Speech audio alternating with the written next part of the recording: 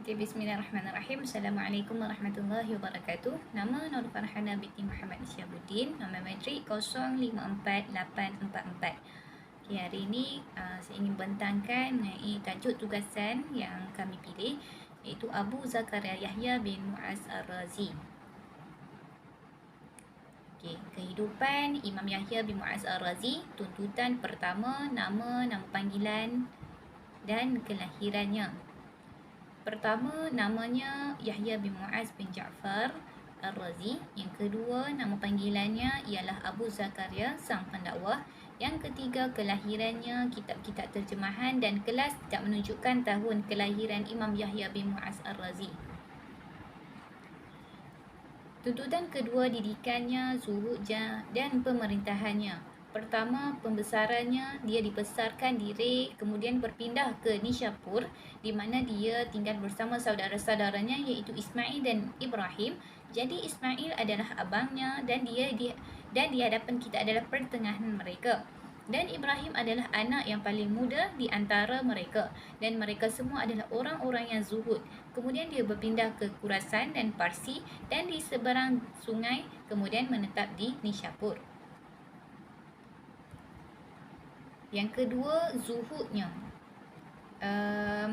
Kerana apa yang kita pegang ialah Imam Yahya bin Mu'az Ar-Razi adalah satu-satunya zamannya dalam ilmu-ilmu hakikat, dan beliau adalah syekh tasawuf di zamannya.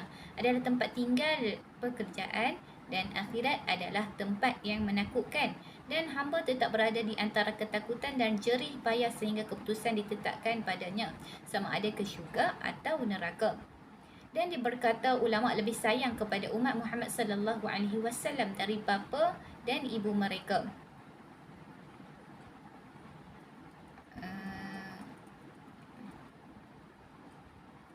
Kerana mereka melindungi mereka dari api akhirat dan kengeriannya, dan bapa dan ibu mereka melindungi mereka dari dunia dan kesusahannya. Artinya, jika mereka itu ulama, kerana orang-orang jahil tidak melindungi mereka baik di dunia maupun di akhirat. Wafatnya Imam Yahya bin Mu'az Ar-Razi rahimahullah di Nishapur pada tanggal 16 Jumada Al-Awwal tahun 258 Hijrah, dan dimakamkan di tanah perkuburan Bab Muammar. Okay. Seterusnya, pendirian Imam Yahya bin Mu'az Ar-Razi dalam melihat Tuhan Yang Maha Esa. Tuntutan pertama, konsep penglihatan dalam bahasa dan istilah. Pertama, penglihatan ialah bahasa, sumber pendapat yang melihat, dan ia bermaksud melihat atau melihat dengan deria mata, dan ro'a dan hamzah, dan ia adalah asal yang menunjukkan penglihatan dan penglihatan dengan mata atau pandangan. Kedua, penglihatan secara idiomatik, ia bermaksud melihat Tuhan dengan mata yang melihat, dan dikatakan ia adalah kesan imej yang kelihatan dalam panca indera, atau ia adalah keadaan wahyu yang berlaku apabila dilihat. Apabila kita bertafakur, kita melihat, kita mendapati bahawa melihat Tuhan Yang Maha Esa di akhirat adalah salah satu perkara yang paling mulia dan paling penting dalam asas-asas agama, dan majoriti ahli sunnah wal jamaah berpandangan bahawa ia dibenarkan dengan akal. Artinya, jika akal dikosongkan dari dirinya sendiri, ia tidak memutuskan bahawa penglihatan Tuhan itu dijauhkan, melainkan ia membuktikan buktinya. Inilah yang dia pergi kepada imamiyah, walaupun asalnya adalah ketiadaannya, dan tadi ini adalah perlu. Maka barang siapa yang mengaku menjauhinya, maka hendaklah dia menjelaskan. Okey. Kehalalan adalah masalah audio, dan bukti audio yang paling kuat di dalamnya adalah kisah junjungan Nabi Musa AS, sebagaimana yang akan kita lihat sebentar lagi. Penglihatan menjadi dibenarkan oleh akal dan penyampaian. Yahya bin Mu'az Ar-Razi, Dr. Ahli Sunnah wal Jamaah, berpandangan bahawa melihat Tuhan adalah dibenarkan dari sudut akal di akhirat melalui syariah, kerana dia pergi dengan kata-kata Ahli Sunnah supaya mereka tidak terjerumus ke dalam masalah tafsiran dan penjelmaan kerana takut menentang ulama dalam hal ini. kerana mereka membenarkan penglihatan dalam syariat dan secara rasional tanpa perselisihan pendapat di antara mereka mengenai ayat, dan dia menetapkan penglihatan dan yang mencurigakan, dan mereka mengatakan bahawa dia melihatnya ke arah dan tempat kerana mereka mempunyai badan yang berat sebelah. Dan Sunni dan kumpulan itu berkata, kita boikot tanda-tanda dan gejala-gejala adalah satu keperluan. Saya membezakan melalui penglihatan antara mayat dan mayat, antara kemalangan dan kemalangan, dan penghakiman bersama mesti mempunyai sebab yang sama, iaitu sama ada kewujudan, kejadian dan atau kemungkinan. Kerana tidak ada yang keempat yang berkongsi mereka, dan kejadian adalah ungkapan kewujudan selepas ketiadaan. Kemungkinan adalah bahawa tidak ada keperluan untuk kewujudan dan ketiadaan, dan tidak ada kemasukan untuk ketiadaan di loteng. Jadi kewujudan ditarifkan dan ia dikongsi antara pencipta dan orang lain.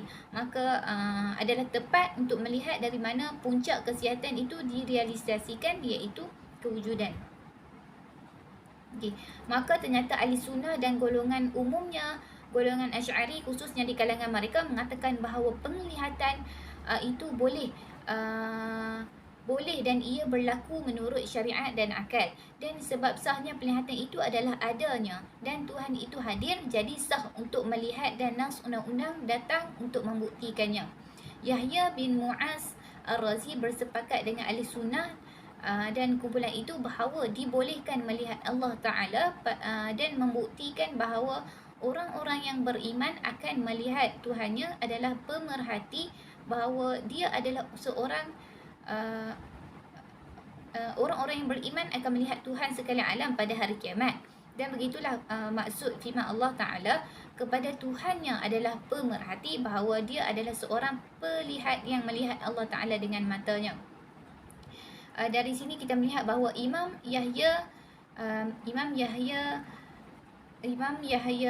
bin Mu'az Ar-Razi mendefinisikan makna melihat dengan mata dengan mentakrifkan makna ini. Beliau bersetuju dengan ahli sunnah termasuk Asy'ari dalam mentakrifkan makna ini dan bertentangan dengan Mu'tazilah, Jahmiyah dan lain-lain yang mengatakan bahawa Allah tidak melihat dengan mata tetapi melihat dengan hati.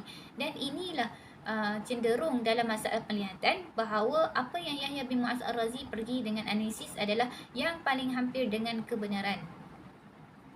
Okay, yang pertama dari kitab Alif, firman Tuhan yang Maha Esa, iaitu wajah-wajah pada hari itu berseri-seri memandang kepada Tuhannya.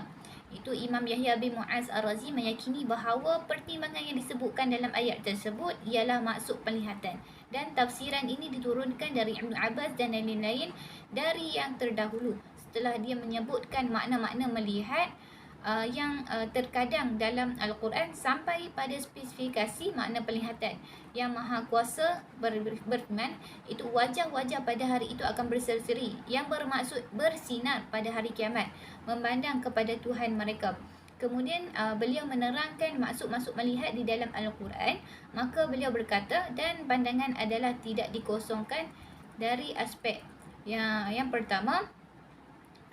Adapun yang demikian itu Allah Ta'ala menghendaki pertimbangan atas firman-Nya, iaitu apakah mereka tidak melihat kepada unta bagaimana ia diciptakan, atau dia berniat melihat kepada penantian itu, kerana dia berkata mereka hanya melihat satu tangisan yang membawa mereka semasa mereka berdebat. Jim, atau dia berniat untuk melihat penglihatan itu kerana sabdanya, iaitu mereka memandang kamu seperti orang yang mati pingsan, maka itu lebih baik bagi mereka. Allah alam. Assalamualaikum warahmatullahi wabarakatuh. Syukran.